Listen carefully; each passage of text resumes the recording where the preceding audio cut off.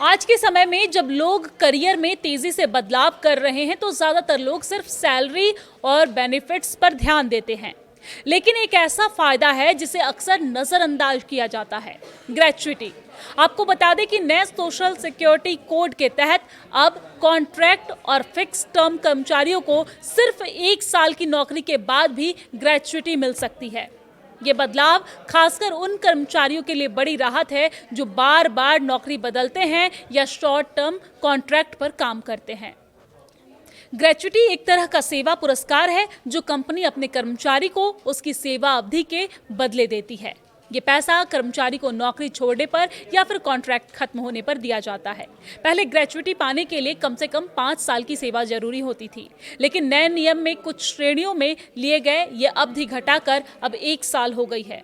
तो ग्रेच्युटी क्या है? आपको बता दें कि ग्रेच्युटी वो राशि है जो कंपनी कर्मचारी को अपनी सेवा के बदले देती है।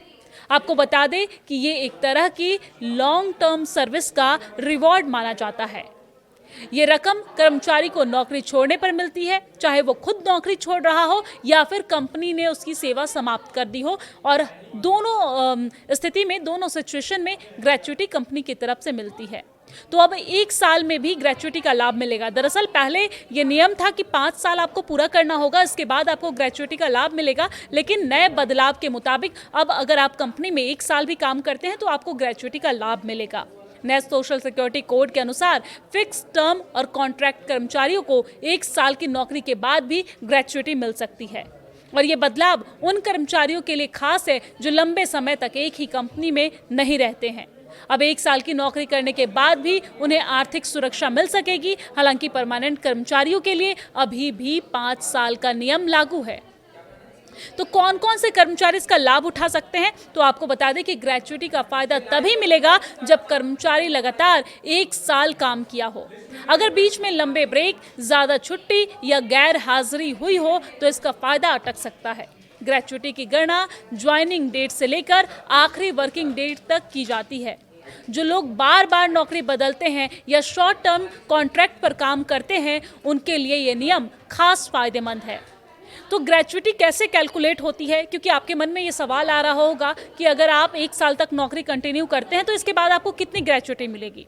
तो इसका फॉर्मूला बहुत आसान है, चलिए इसको सही तरीके से आपको समझाते हैं। आखिरी बेसिक सैलरी प्लस डीए, उसको हम गुना करेंगे नौकरी के साल, यानी कि कितने साल आपने नौकरी करी है, 1 साल, 2 साल, 3 साल, वो, और उसे गुना करेंगे 15 से और डिवाइड करेंगे 26 से। तो नए लेबर कोड के अनुसार ग्रेच्युटी की गणना में महीनों को 26 वर्किंग डेज माना जाता है, क्योंकि इसमें वकीली छुट्टियां शामिल होती है। उदाहरण के तौर पर अगर आपकी बेसिक सैलरी 45,000 है और आपने 1 साल काम किया है तो आपको ग्रेच्युटी लगभग 25,962 तक हो सकती है। जबकि अगर आपकी बेसिक सैलरी 75,000 है और 1 साल के बाद ग्रेच्युटी करीब 43,270 रुपये तक आपको मिल सकती है। तो कुछ इस तरीके से आंकड़ा है, आपको फॉर्मूला मैंने बता दिया है, आप अपनी सैलरी के अनुसार उसे कैलकुलेट कर सकते हैं। लेकिन सबसे बड़ी राहत की बात यह है कि अगर किसी कर्मचारी ने 11 महीने से ज़्यादा काम किया है तो उसे पूरा 1 साल माना जा सकता है और ग्रेच्युटी मिल सकती है। तो ध्यान रहे, ये नियम उन लोगों के लिए खास है जो 1 साल से थोड़ा कम समय के लिए काम करते हैं। साथ ही आपको ये बता दें कि ग्रेच्युटी पर टैक्स नहीं लगता है, यानी कि ये पूरी रकम कर्मचारी को मिलती है।